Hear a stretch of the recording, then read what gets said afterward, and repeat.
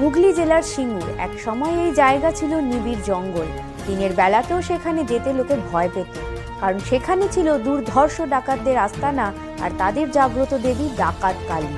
এই তল্লাটের ত্রাস ছিল কুখ্যাত ডাকাত সর্দার সনাতন বাগদি। তার নাম শুনলে তারকেশ্বরের যাত্রীরাও আতঙ্কে কাঁপত।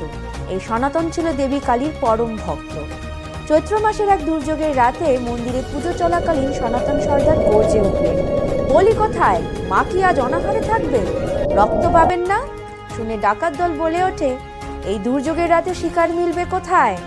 সর্দার উন্মত্ত হয়ে উঠলেন, বললেন, তোদের সবাইকে আজ কালী মায়ের কাছে বলি দেব। হারে রে রে রে শব্দে বনভূমি কেঁপে উঠল। ভাগ বাটোয়ারা নিয়ে আর বলি নিয়ে ডাকাতদের মধ্যেই শুরু হলো রক্তারক্তি মারামারি।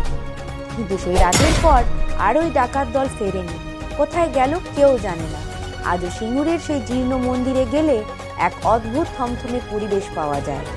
বাংলার এই ডাকাত দলের গল্প আপনাদের কেমন লাগলো আমাকে কমেন্টে জানান।